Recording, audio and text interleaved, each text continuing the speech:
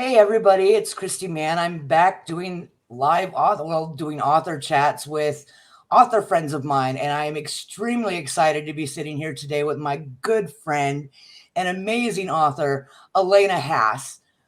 We've been friends for several years now. We used to have a monthly, when we were living in the same state, we would have a monthly get together that always ended with Chinese food. So we've already agreed that after the show today, we're both going to get Chinese food where we're at. So help Yes. me welcome Alana Haase, everybody. Thank you, Christy. It's so good to Uh, see you. it is amazing to see you too. Thanks for doing this with us. Oh, thank Um, you for having me. we've got so much to catch up on, so let's dig right in. How are things going with Bag Limit? Things are going really good with Bag Limit. As you know, as an independently published author, it's always a challenge after launch to keep things going. But it's so easy to do fun and creative things, especially here in the great state of Florida. Last summer, I held the world's first ever book signing at Crab Island. You got to buy your book and you got a free Ziploc bag so you could carry it back and not get your book wet. And it was so much fun. I did it over the 4th of July week, and it was just a really amazing experience because people from all over the world come to Destin to enjoy our beautiful water and enjoy Crab Island for the summer holidays. And the 4th of July weekend is always extra special out at I affectionately call it the Krabby Patty. Some of the world's best boat watching, some of the world's absolute best people watching, because you know it gets crazy out there. So I threw a book signing in the mix, and I met people from all over the country. I got to talk to them about the book, about why they love Florida, why they love the ocean, why they love fishing. It was really an amazing time. And I actually sold out of books. That is awesome. So, do you think that it was partly the gimmick with the Ziploc baggie that had an influence on the sales, or was it I the think it first one was. People were on really the into the water? free Ziploc bag they got with their book. I remember being in Florida, Ziploc baggies were huge, especially if you were going out on the water, because it was literally the only thing. I mean, you could go out and buy an expensive bag, but nothing worked as well as a Nothing plain works old like a Ziploc bag, simple and the bag, book a fits Ziploc bag. perfectly in one. So the size and everything was absolutely perfect. It was. It was. Uh, How are I'm having to kind of separate things out, and I don't know why this car alarm is going off. Thank you. I apologize. Multi-unit housing. Sorry about that. Trying to differentiate between, because there are things that I know about the book that, you know, probably shouldn't be out in public because, we've had conversations and things about it. When you go out and do the Crab Island, are you doing another one this year? I haven't decided yet. I'm not sure. Would you I would like to love do to, another one this but year? if I'm not in Destin this summer, there'll be a book signing somewhere else. I'll come up with a different holiday gimmick for wherever I'm located. Oh, so you're planning to move? No, no, not move. Just do a little traveling. A visit? Oh, yay. That was the thing. Are you planning a book tour? Is that in the works? That could be. That could be. I'm working on getting. Before COVID hit, I had a Netflix producer who was interested in Bag Limit to turn it into a mini series or a made for Netflix movie. COVID kind of messed all that up. We lost touch. I had recently gotten back in touch with this particular producer. And so I'm starting the process of reshopping it to him or any other producers who might be interested. Because as you well know, that was the number one complaint during all the lockdowns was I've watched everything on Netflix. Now what do I do? Read a book, people. But if you won't read it, I'll get it made into a movie for you. Okay? Dynamite in a small package. That's what I love about you. And you've got your beautiful display set up that back there behind you. Do you want to talk about a little bit about the other book? Well, the other one that's back there, here, I'll grab it so you can see it better. This was my first book, and it's called The Little Engine Who Could Not. It's a completely different genre than Bag Limit. It's a devotional for Christian codependents. And it was really the start of my writing journey. I'm one of those people. I'm very lucky. I knew from a young age what I wanted to do. I wanted to be a writer and I wanted to be a nurse. Well, I've now been a nurse for 32 years and now I'm a writer. So as I'm progressing in chronological age as well as career age, I'm backing off of nursing now to focus more on my writing and promoting my books. Awesome. I'm glad we grabbed that one and that it's The Little Engine That Could, because you classified it as a Christian daily devotional. Uh-huh. We've had this talk in the past. I'm not technically not Christian. I have read that book front to back to front, upside down and sideways 5 times, and Oh, that's awesome. I'm not what you would consider the class, the traditional reader for that book. Mm-hmm. I'm not codependent. I've not ever had a real issue with codependency. I'm actually extremely independent. Mm-hmm. But even I found extreme value in every time I read through the book. Well, I think the label of a Christian book is probably making things a little bit too narrow, because we've all dealt with severe dysfunction at some point or another in our lives, whether it was someone else's problem that we were married to, or whatever. We've all dealt with issues like that, and it's a lot. It's a lot to deal with. Yeah. And I actually gave a copy of The Little Engine Who Could Not to a dear friend of mine, a well-respected neurologist, a very intelligent man, but he's a card-carrying atheist. He and I have had many conversations about that. So when I got the book published, I sent him a copy just to see what he would say. And he actually called me, and I'll never forget it, because I was walking into Walmart and I'm spilling my purse on the sidewalk, and I'm trying to find a kiddie pool for the dogs to play in, of all things. And he calls me and he's like, "I read your book." I said, "You haven't converted me, but you've given me a lot to think about." And I was like, what a huge compliment. And if any of the devotionals in there brought him any comfort or any peace or even any joy, then the whole book was worth it, just for that one moment. I mean, I literally sat down on the curb outside of Walmart and just started bawling after I hung up with him. And then I went in and got my kiddie pool for the dogs. It's amazing how things connect. You know what I mean? Yes. It is amazing how things connect. And the book is a true testament, and a visible, a tangible connection piece. And that's something that's absolutely beautiful about it. And that's why I enjoy it. I mean, it spans every aspect, different areas and different aspects of my life. And so when something is happening, I'll pick it up. And I haven't read it in like a year, but I'm going to read it again. I swear I am. That makes me feel so good, Christy. Thank you. Well, thank you. I mean, that was kind of the connecting point for us. We met because you were selling the book and I came across it, and we were like, oh, hey, I've got a new book coming out. And things just kind of clicked with us when we connected. And it was when you were working on the promotion of The Little Engine Who Could Not. Yeah. And I was putting out the first book in what was called the Fog Oil series. That's now the Totem of Talent. So, and then I did some editing on Bag Limit. So we've come a long way from one book to another. And then you've got the little one, the domestic violence one, Webs also. Is that one? Oh, that's a world changing story right there.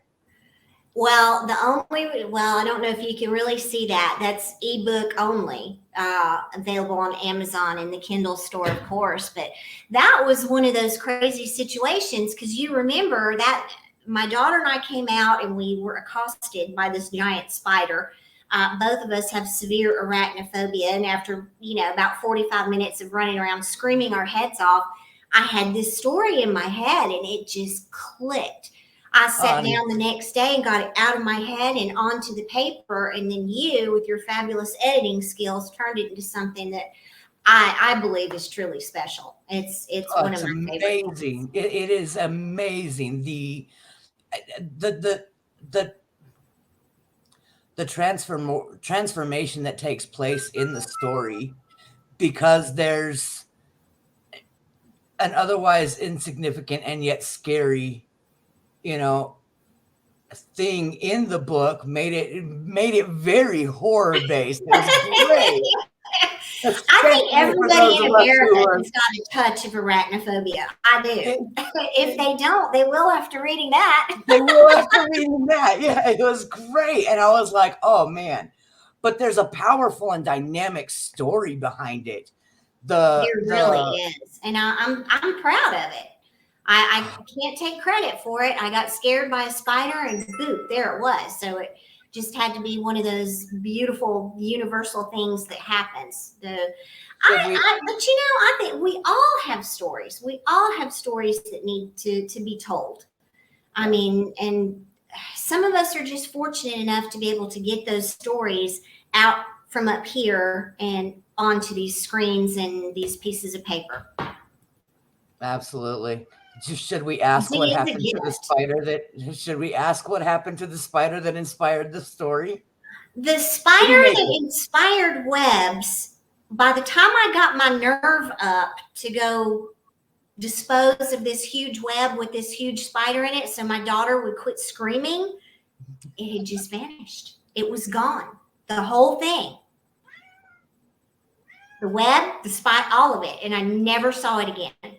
It was unbelievable. After it had done this big, huge web right in the screen doorway where we couldn't get off the porch, it just vanished. Oh, wow. I don't know. I think the spider went back to Storyville. It might return one day. An actual meeting with the muse and in the moment. There you go. That is amazing. That is amazing. That gave me chills. Because I mean, I've read and like you said, I helped edit the story, and I wasn't aware of that part of it, that the web just disappeared. That was news to me just now, you guys. Holy crap. Well, after getting this great story, I didn't really want to kill the spider. I just wanted it to go somewhere else because it was huge, it was terrifying, and the whole web was across the screened-in back porch. It was awful. But thank goodness the little muse, the little spider went back to Storyville, and I hope it comes back one day. I would like more warning when it shows up next time, so I don't wet my pants when I see it. You remember the one that fell out of my closet door down in Florida? I do. Yeah. I remember I asked you if you needed some snake shot to take care of that thing. And we were like, well, this is a rental. Blowing holes in the closet door might not be so good for our deposit. Right? Oh, that one was. And then, did I tell you that like a week later, I did a little Google search to find out, because we have the geckos are everywhere in Florida, the little green. Yeah. So, I mean, I had a ton of them outside, and I didn't realize until that fall why there were so many lizards. And it was because literally the place that I had moved into was a spider Hilton. And that was a good day for the lizards. Need more lizards. So take care of the spider. I had asked the question and went into Google and was like, how to lure lizards into the house to eat spiders. You And seriously did not Google that, did you? I did. And I what did. did Google say? I absolutely did Google it. And I was like, okay, so I Googled it and I didn't do anything. I mean, there weren't a whole lot on how to lure a lizard inside, only how to get rid of them from outside. And I didn't want to do that either. So it was just a quick Google search to see. And then I went out. I went to an SCA fighter practice thing that we were doing at the time. And I came back later. I think it was like 3 days later. I'd left the house and came back. And there was a little green lizard sitting on my dining room table right there where we used to sit and do all our meetings and such. There was a little green lizard, and I named him Charlie. And I thought, all right, Charlie, cool, you're here. We'll have spiders for breakfast, lunch, and dinner. Yeah. So I was like, all right, well, he's here. It's all good. But then like 3 days after that, I went in to crawl into bed, and he's up underneath the blankets in my bed. Nice. No, not really. When you think about the only reason that they go anywhere is if there's one of three things: a warm spot, which my bedroom was not heated like the rest of the house. We were in the middle of summer. It wasn't extra warm where a lizard would want to hang out. There weren't any, there was no water in there. So the only thing that could have been in there was food. Oh, yeah. That's a sleep on the couch situation for me. Under the blankets on my bed. I was Maybe like, go sleep in the car. I moved out 4 days later. I cleared that place out and was gone. Because, I mean, we've gone through the whole process. We found the spider in the closet. And when we found the spider in the closet, it was like, all right, well, where's he coming from? Because we had a lot of them on the front porch. And then October came, and we had like an egg nest that split open, and there were all kinds of baby spiders on my front porch light.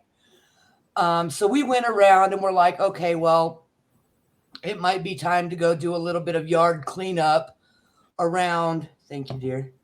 You brought me coffee. We might do a little bit of cleanup around the place. And I swear we found no less than 72 spiders this big in different corners and places all over around my little trailer. Yeah, I I would have moved too. So when the lizard like moved into my bed, I was like, yeah, we're out of here. And it's time to go. It was time to go. My lease was about to expire. I was like, hey, dude, not going to renew. I'll actually be out in 4 days. And we were gone.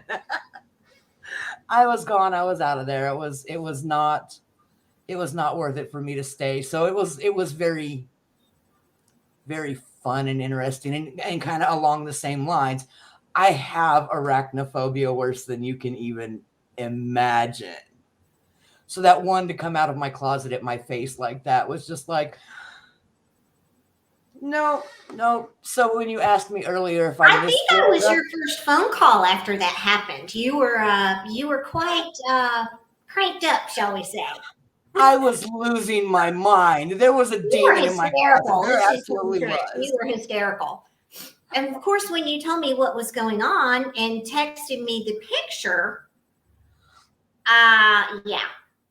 You weren't coming over to hang out that day, were you? Not that day. Something came up. I couldn't get there from here.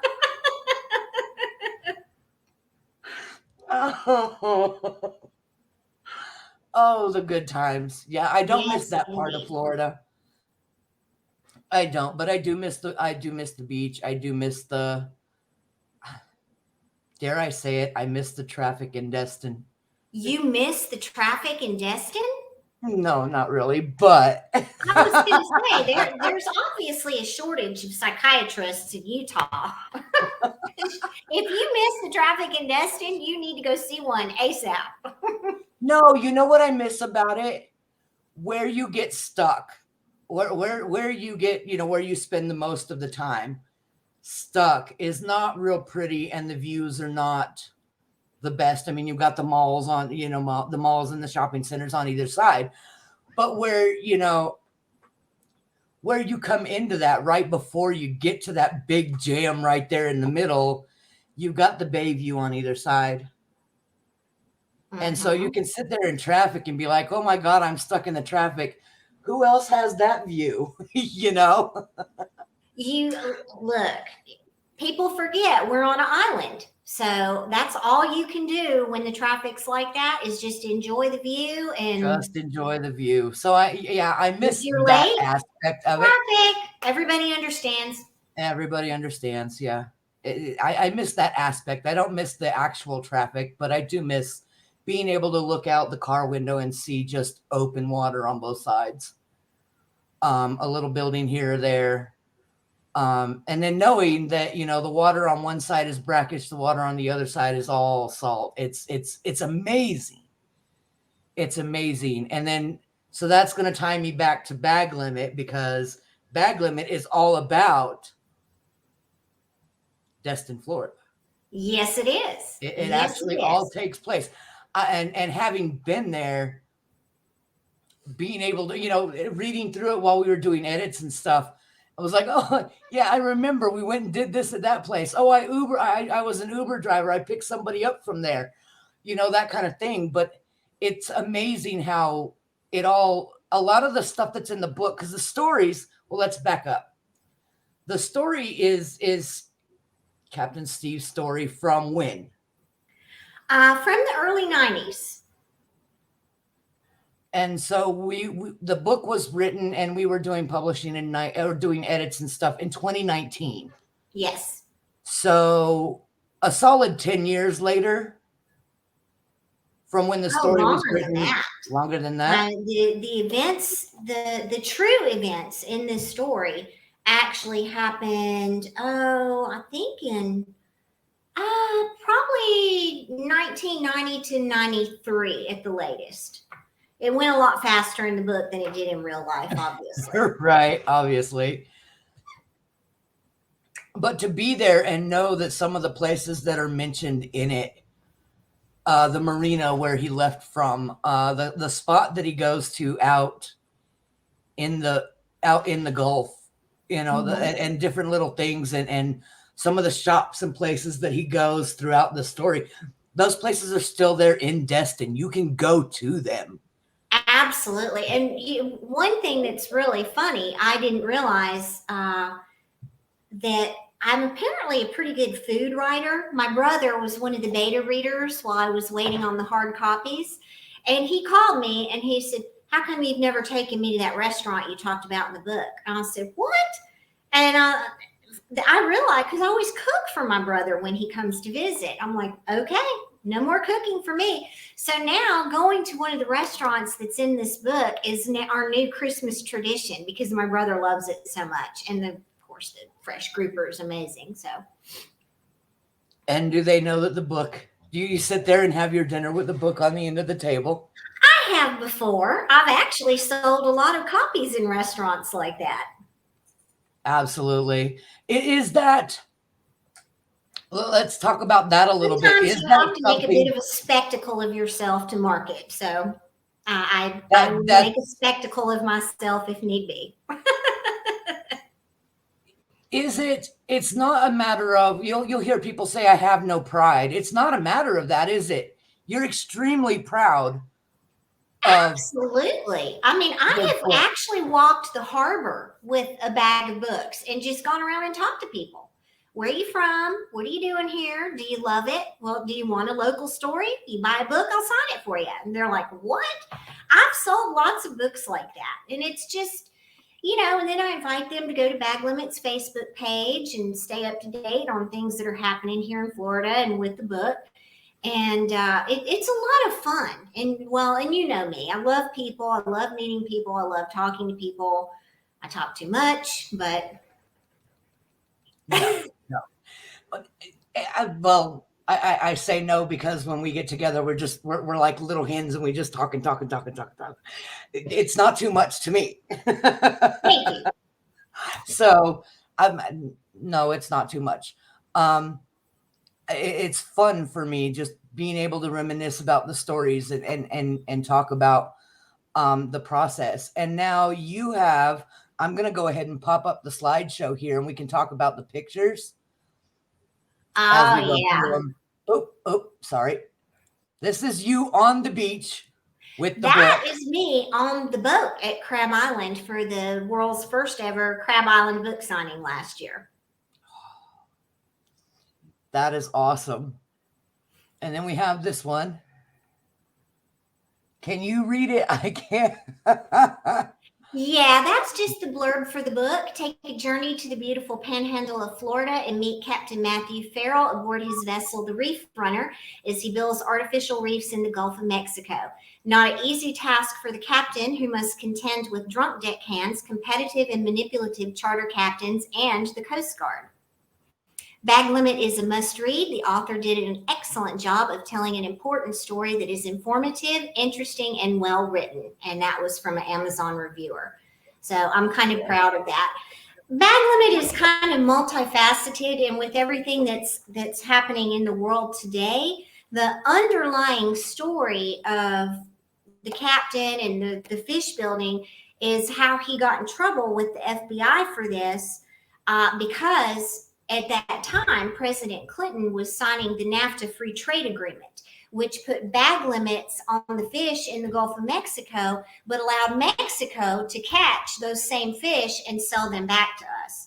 And then when you add greedy politicians manipulating this system by funding the charter boats, I mean, I'm sorry, there's no little, boundary line on the bottom of the Gulf of Mexico. The fish don't go, oh, wait, I can't go there. There's bag limits on me on that side. Let me go back this way.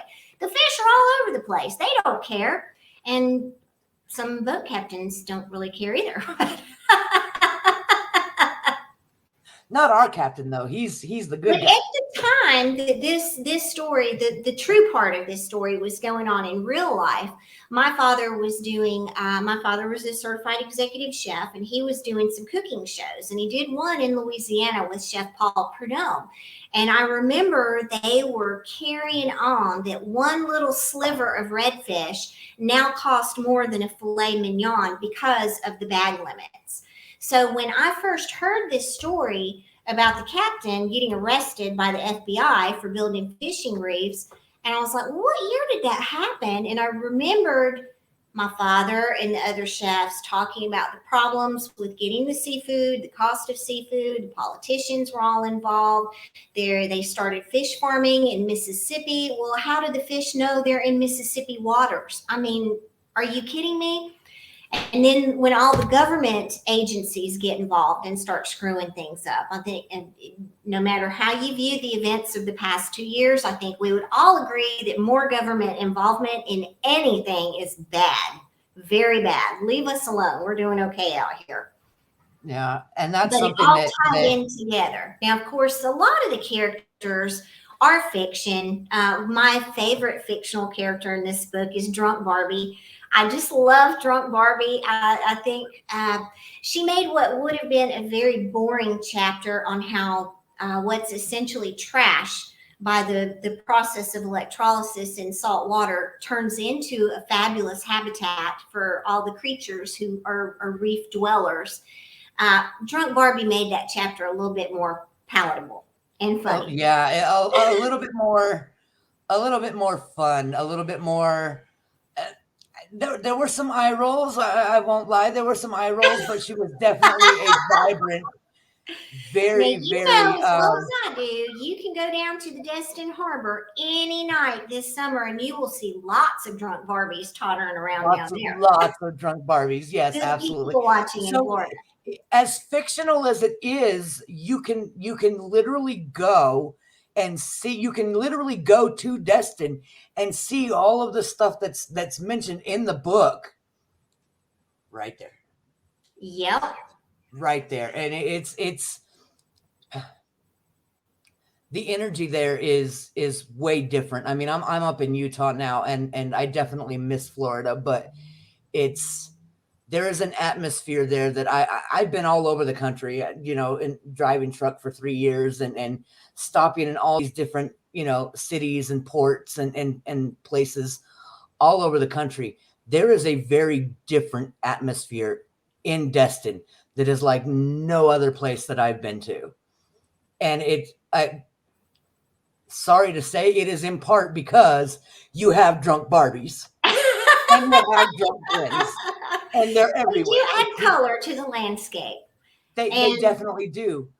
But it's like there's a sense of freedom when you go to Destin. Anything goes. Not quite to the extent of Vegas. I don't know. And yet, then again, yeah, it's a toss up. But the atmosphere in Vegas is a lot different. In Destin, I think it's more real. It's more in Vegas. It's a lot of show. Yeah.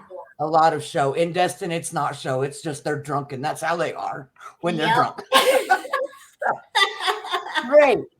It's fun, and you kind of get swept up in it. When you're there and you're going shop to shop, you're walking the boardwalk, you're going over and having food at McCauley's or McAllister's. Was it McCauley's? I can't remember now. McGuire's. You got the McGuire's. Yes, thank you. Sorry about that, McGuire's. My bad. Oh man, we used to go in there and just go and have the appetizers because they were massive. Oh, look, you don't want to go in there for Sunday brunch and have the prime rib omelet. I mean, I don't think 6 starving men could finish that thing. It's crazy. It's great. But you go there and you're immersed in a completely different atmosphere than anywhere else that I've explored or experienced across the country. So it's great. And now it's like immortalized in a book. Holy cow, woman, you immortalized Destin in a book. Oh, wow. I hope so. The good parts. Well, all of Destin is a good part. So, yeah. Yeah, it's a very amazing place. I'm going to have to come back. Yes, you are. You are going to have to come back. We need a Crab Island Day. Oh, we haven't done that. We need a Crab Island Day, Christy. We need a Crab Island Day. Okay. I'll start working on my bikini bod now. Okay. Not going to happen. You can wear a one piece. It'll be all right. All right. Yeah, we'll go with that. Oh, all right. So let's see. Sorry, the good times. I'm getting hit with flashbacks of different things and sitting at the Chinese food place, just chatting it up, talking and having a good time. You used to like to sneak off to the scenic beach route and do a lot of your writing there too. Yeah. There were some coffee shops that we hit, and the little Kona coffee place there once or twice. It was hard. I wanted to do like a weekly blog, right? A weekly blog from the coffee shop kind of thing. But that little Kona shop, you had about an hour's worth of time before the first shift ended. The first coffee run of the day, that early morning one that ran from like 5 a.m. to 9. And then from 9 to 10, you had a really nice little quiet space where there was nobody. And then at 10:48, around about, the crowds were lined up around the corner again. And I was like, yeah. So I would just go find a quiet place under a tree. And now we don't have the beaches in Florida. It's very rare to find, a nice secluded space that has palm trees and you can just go and be. But there are a lot of open places that you can just go sit on the beach and nobody will bother you. Absolutely. And it's usually like my little dolphin. What was that place called? That was on the Emerald Coast. That was in Emerald Beach. That wasn't quite Destin. When I was doing Uber down there, I would stop in Fort Walton Beach. There, if you go, when you come across the bridge and you go around and head toward Destin, there's a little cutoff right before you go down there, and there's like a beach walk. I would go hit that every morning before I started on my Uber runs. Every morning, just kick off my shoes, roll up my pant legs, and walk right out and stand there and just take in the air. And oh man, it was amazing. Yeah, I miss it. I miss it a Road lot. trip. Road trip. Let it get warmer. Let it get warmer. Yes, Let pretty COVID die much. down a little bit more. It's I'm gonna high get risk cold for today. complications. So I mean, I'm still kind of on the fence about wanting to leave the house. But that's just me. And I'm swamped right now. We just bought the newspaper and I have books and I'm doing the radio shows and it's like there's not any time. I'm gonna have to actually take a break and leave my phone at home. Understood. And so that gets complicated because then who do you call if you get in trouble on the road or anything like that? And then planning it because you're going to be traveling. Well, you Where are you can have going? the self-discipline to just turn your phone off. And then that way, if you need to make a call, you can turn it back on. Who turns their phone off? Really? Yeah, I know. I used Not to. daily or even weekly, but when I've had enough, I will turn it off. Yeah. I'm almost there. I'm almost there to where I'm just like, okay, I'm gonna have to just no, it's gonna have to go off and we're just gonna have to be done with it because, for the day I just have to. But my problem is that I come in and I sit down with my coffee and my desk is in my living room and I have two choices. I can sit on my couch where it's cushy and warm and I'm on my phone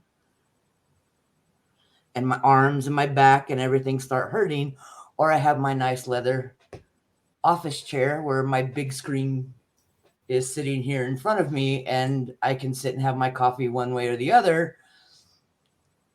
I'm not disconnected. A phone call comes in, a video chat comes up, or an email comes in, and I'm just working constantly. So I am going to have to leave the house to not be working. So, yeah, road trip sounds good to me.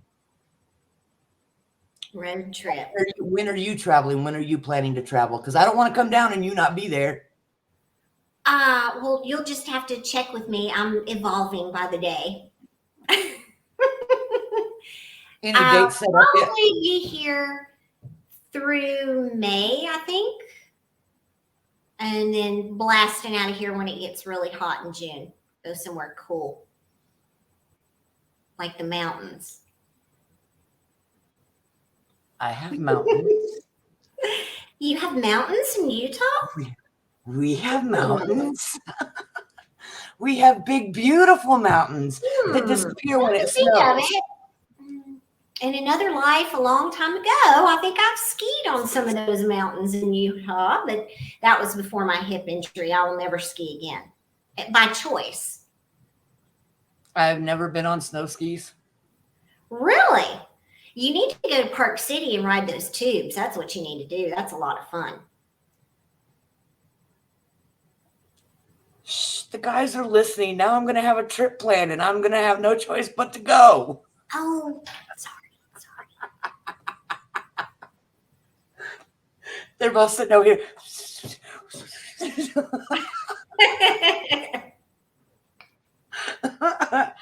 I'm probably going skiing next winter. Okay. So you're looking at coming to the mountains in June.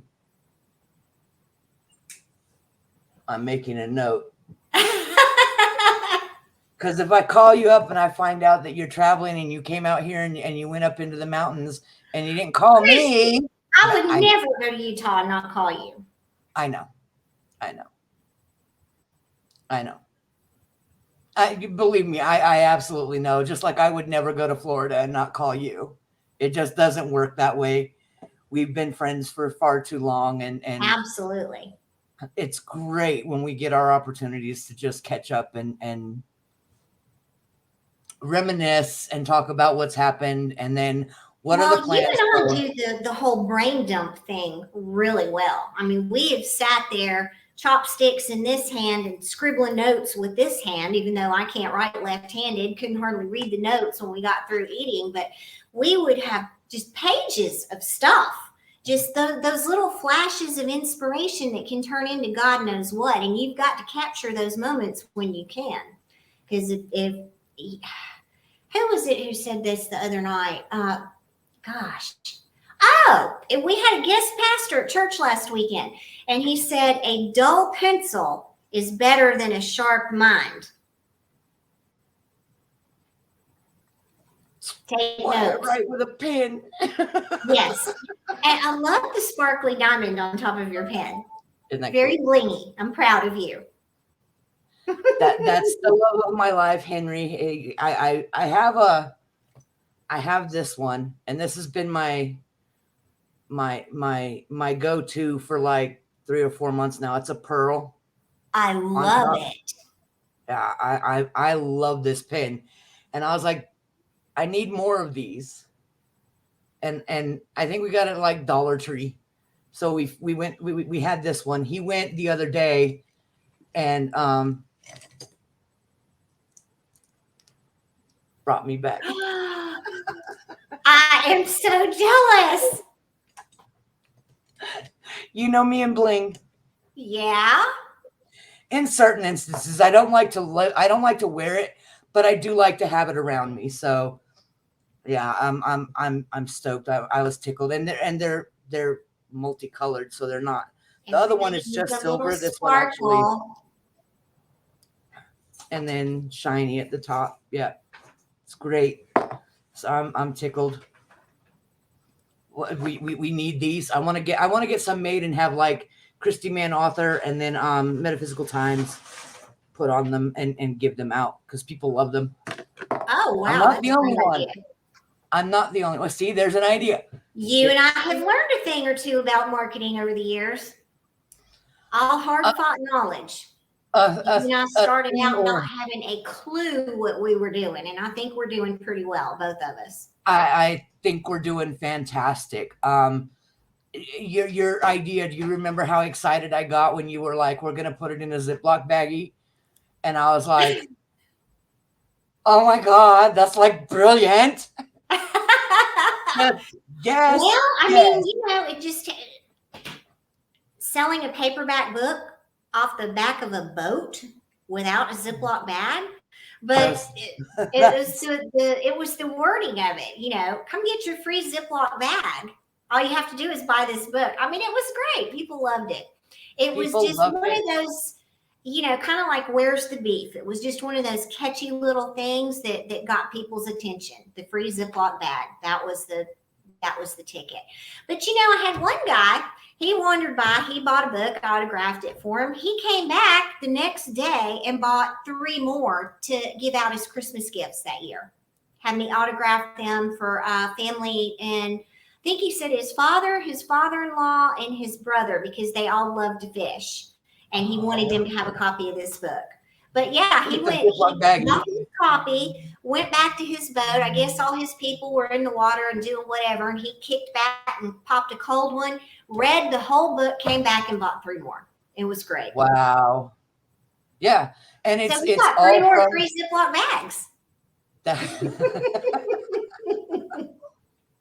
It's brilliant. I mean, it's the little things, you know what I mean? It really is. It literally is the little things. And so, I mean, advice to anybody about marketing as an independent author, what would you say? If you have one of those flashes, like the free Ziploc bag, and you're like, oh, that's stupid. No, do it anyway. Even if it's not successful that time, maybe it will be the next time. Or maybe you following through on that idea, you're going to get another little zinger of something that's going to work even better. But this whole independent marketing, and people have so much choice nowadays. I mean, between ebooks, paperbacks, streaming media, YouTube channels, vlogs, blogs. People have so much content to choose from. You come up with something catchy that even seems stupid. Just try it anyway. You never know. And like I said, following through on one idea might lead you to the next idea, which leads you to the big one, the big sale. Who knows? I'm a horror And just writer with won't a give up. unicorn. I'm a horror writer with a unicorn as my logo. But that's you. That's you. That's your favorite genre, and that's your favorite animal. That's you, and it works. Yeah. So don't worry. Don't. I guess the point is, don't write off something as a stupid or not going to work idea because you in your head think it's quirky, or as a Ziploc baggie was literally brilliant. And I mean, if you were on, if you weren't out on the boat, if you weren't out at Crab Island, would the Ziploc baggie have made any sense? No. You think it still would have worked? I don't know. Down on the harbor it might have, but it wouldn't have been as good of a gimmick as it was actually out on Crab Island off the back of a boat. That was. I mean, it was just perfect. It was just perfect. Yeah, you don't get who sells books on a boat at Crab Island. I do. Me? Yeah, I'm gonna send you some copies for me to sell next year. Okay. Or this year. I'll send you some with some Ziploc baggies, like a whole box. Okay. We'll test the theory. To test the theory. You just gave me another brilliant idea. They've put a general store out on Crab Island. It's like a triple decker, I don't even know. It's like a barge thing, but they've turned it into a general store. And sodas, chips, snorkels, toys for the kids, all that kind of stuff. Sunscreen. I mean, I can't imagine who would not have sunscreen out on Crab Island, but it happens. You get stuff. So yeah. And putting books on the general store, because not everybody wants to go out there and play in the water. What's my favorite beach activity? Pop and open. That's what I want to do on the beach. So it's one of my favorite places to read a good book and fall asleep. But so there's an idea. We never. You only forgot the sunscreen. General store and see if they want to put books in Ziploc bags on the boat. That would be brilliant. Yes. Brilliant. And we'll supply the Ziploc baggies. We'll even supply the Ziploc baggies. This is the double knockoff cheap ones.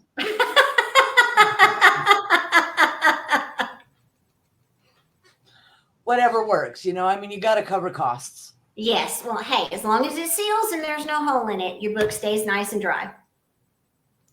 A very key feature of anything on a boat in the middle of Crab Island, where there are splashers and divers and all sorts of ruckus and chaos happening, because during certain times of the year, that place is absolutely hopping. Yeah, Memorial Day weekend, 4th of July week. Yeah, Crab Island gets extraordinarily crazy. And the past couple of years, it's been even more so. And I really think it's because of this situation. People are just sick of being locked up, and they come to Florida and just go wild. All right, so Bag Limit has its own Facebook page. They can go and find out all kinds of information, details, little quips and bits about the story itself and the authors. And you're fortunate enough to actually know the main character of the story, right? Yes. Quite a character, that one. Yes, he was quite a character, a very good storyteller. But yeah, and that was another, I guess, a universe thing. Because it was when I was injured, when I had to have my hip reconstructed, he told me this story and told me that he had been writing letters to John Grisham for years, trying to get John Grisham to write this story. And I was like, well, I'm a writer. I'll write it. He looked at me like I was kind of crazy, and I was like, okay, let me show you what I can do. And this is the result right here. And he was stoked. Yeah. Yeah. Um,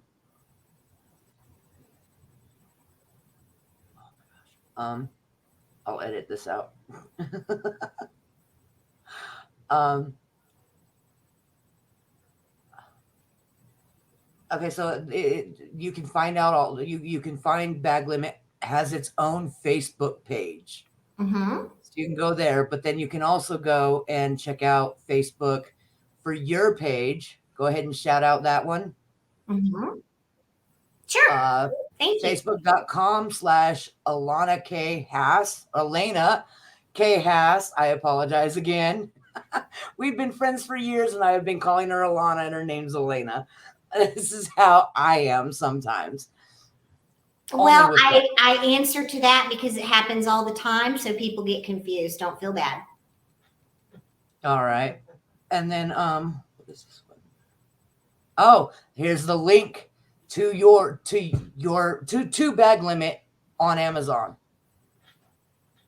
So you can go and find it there. I have one more picture that I wanted to share and I wanted to talk about. What's the deal with this? I know there's a story behind. Well, I know there's a story behind this one. Those pink sea cow cups, that's a little friend of mine who has an ice cream business out at Crab Island, and he makes the most amazing chocolate mocha smoothies. I'm like addicted to them. They are fabulous. And so as you can see, I had 2 of them that day. So I thought that would make for a cute picture and give Justin and the guys over at the Sea Cow some business too. So we got to help each other out, right? Those are both your cups? Yeah. I thought there was somebody else. I thought there was on them. I should have wiped them off before I took the picture. No, because I only noticed the lipstick on one of them. I thought there was somebody else. No, there's lipstick right there on that one. Yeah, it was, yeah. Justin should have never given me a discount. Why not? I think I got the friends and family discount for posting those pictures all over Facebook for him. But yeah, those chocolate mocha smoothies, oh, those things are the bomb. And they are in Destin only, so you have to go to Destin to get them, don't you? Absolutely. See, the Sea Cow is only on Crab Island. It's a big pink boat, and they have ice cream and smoothies. You would not believe all the commerce taking place out at Crab Island. It's really crazy out there now. I'm actually kind of surprised that it wasn't out there prior to. I remember when I was there, the only thing now when season opened, a few more little boats and things that had, items you could buy were out at Crab Island, but the only thing that was like a permanent structure out there was the burger shop. Not the Reef Burger. You're talking about Waterworld, the place that had the floating dance floor in front of it. Are you talking about Waterworld? Waterworld is not there anymore. Kevin's still operating the Reef Burger. Yeah, they go out every day. Is that the one building out there on stilts that stays out there all the time? What was that? It looks like it's on stilts, but it's actually a barge, and they can't leave things anchored overnight on Crab Island anymore. That's why the little water park isn't there anymore, because whatever goes out has to come back at sunset. Only private boats can anchor all night at Crab Island. No businesses can. But I guess, you got to kind of dial things back, or you have people out there partying all night long. Well, that's if you've got a motor or a paddle, you can get out there and get back pretty easily. Any time of day? Yeah. I never actually, and here's I try to swim it there. The currents are kind of strong, but the sad part, I never actually got out to Crab Island when I was there. Oh no, that's why you definitely need to make a road trip. Yeah, Yeah, I want to do that, and I want to do the pirate ship too. I want to go out on that pirate ship. I think that would be a blast. It's I hear it's kid friendly, but I'm like, I'm a kid. I want to go on the pirate ship. It's pretty adult friendly too. Is it? Mm-hmm. Good. Yeah. So, all right, awesome. But they take them out on a little treasure hunt and everything, right? Mm-hmm. Yeah. Yeah. I want to go do that. That was something that, if I have any regrets of things that I didn't do while I was in Florida that I should have, it was definitely go and spend a day on Crab Island, probably burnt to a crisp, but enjoying every memory that I made, and not going on the pirate ship. So I'm going to have to come back and do those things. Absolutely. And now that I don't live there, it can be planned into the vacation. Yes. Yeah. Yeah, And I we guess got that's one of the fun things for me when I have friends come to visit, because that's when I get to do the touristy stuff with them. Yeah. You know, I wouldn't go do the touristy stuff without reason. Yeah, we You know what I didn't. mean? We didn't. I remember we were talking because your birthday was coming up, and I ended up leaving kind of abruptly before the next big birthday that you were having out there, and you had like a celebration on the beach, didn't you? Uh, well, that was, yeah, sort of. Uh-huh. I'm not going to throw any numbers out there because we all know that you're only 25. Yeah, But it was a that is biggie. incredibly generous of you. It was a biggie, and it was you were I remember that you were talking because I got an invite, and I was like, I'm in Louisiana now. I'll see if I can get back down. But I wasn't able to make the trip at that point. So happy Well, it belated was a little birthday for that chilly, one. but it was a good beach day. A bad beach day is better than a good work day. So, Right. you know what I mean? Yeah. Well, that birthday for me is coming up in a few years. So I think I still have a little bit of time to plan. And you're coming. Ah, okay. We'll make it a good one and make sure I get invited. It wouldn't be a good one if you weren't there. Of course. Right? Yeah. All right. One more picture in this one. I want to talk about, because we put in an Ingram Spark link here. Uh-huh. We want to make sure that viewers understand that an individual cannot go buy books from Ingram Spark. Right. And the Ingram Spark link is specifically for library purchases and bookstore purchases. That's the wholesale outlet. And just like Bag Limit is available in ebook and paperback on Amazon, it's also available in ebook and paperback on Ingram Sparks. Because that's one of the, a lot of the libraries are going to that, especially since, you know, all the COVID shutdowns and what have you, where your library card is now digital. So you can go digitally to the library and you get the ebook for 2 weeks, and then it vanishes off your device when your borrowing period is over. Well, the library systems have to have a way to access those files and rent them out to their clientele. So Ingram Sparks takes care of all of that for the library market. All right. Give me just a second here.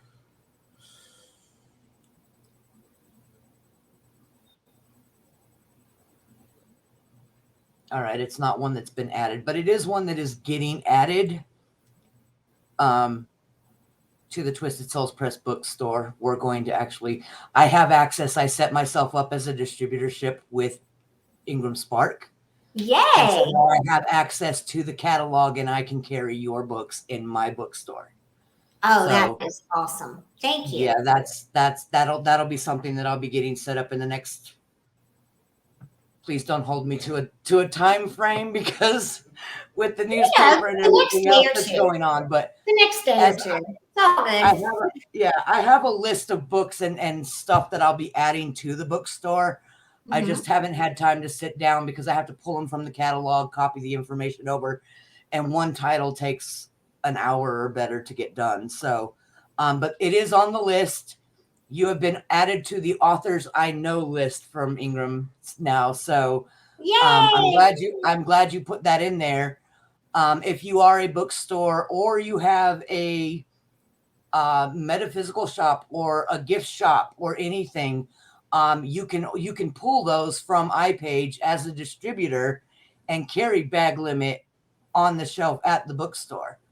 That won't include the Ziploc baggies, but the book will be there. You can sell the book, and the gimmick of the Ziploc baggie, we have proof that it works. So Yes, don't we forget do. to add that. Yeah.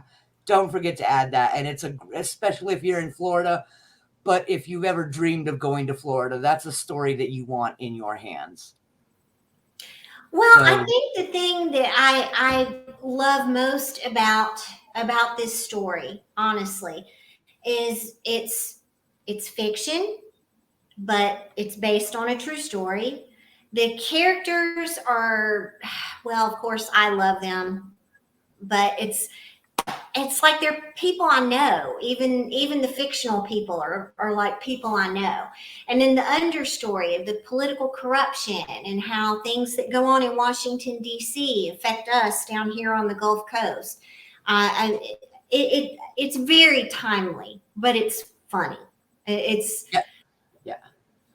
It's a very serious story. That's what I enjoyed about it. There's a very serious plot line to it. It's yeah. What happened in the story sucked. There's no way anybody would be like, oh, this is fun. You know what I mean? The well, FBI. drunk Barbie was having a great time until she fell overboard. The FBI knocking on my door is not going to be a good day. Okay, it's just Yes. not. No, I don't want the FBI knocking on my door either. The antics, the drunk Barbie, that there was just enough. And I'm gonna have to toot my own horn just a little bit because it was heavy. We found the balance. We found the balance in the editing process, and I think it wrapped it all together beautifully, and it ended up being a great story. So I'm proud of it. I'm very proud of it too. I truly am. And I think for, my first novel length fiction, I think it really, really turned out well. Well, Alana, thank you so much for doing this interview with me. Thank you. Thank you for having me. Thank you for carrying my book in your bookstore. I appreciate that more than you know. I will go add that today or tomorrow. And I hope that all of your readers love the story, and there's more to come because there's a lot going on up here that is fixing to be on this screen. And so do we have a title? Do we have a title for a new release coming anytime soon? It's not going to be soon, but it does have a title. And I think you're really going to like it. The title is Spirits. And I'm just going to leave you hanging there. I'm taking a few little steps more towards your genre for the next one. Oh, you already knocked it out of the park with Webs, but looking forward to it. Looking forward to it very much so. So yeah, keep me posted, and I will. So that we'll do some stuff together to help get that promoted out there and come up with some more Ziploc baggy type sales pitches for it, ideas. We need a brain dump session for sure. Yes, we do. Yes, we do. So because we're good at that. Yeah.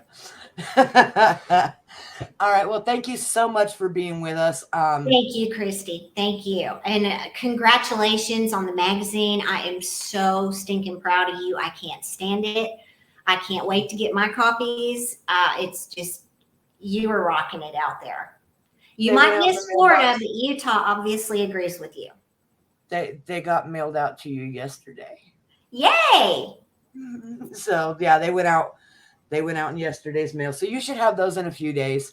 Good. Very excited. And this will actually go up. It's going up on Iowa Pagan News Radio.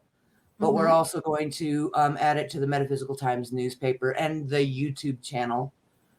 So yeah, you're getting some extra airtime with the newspaper.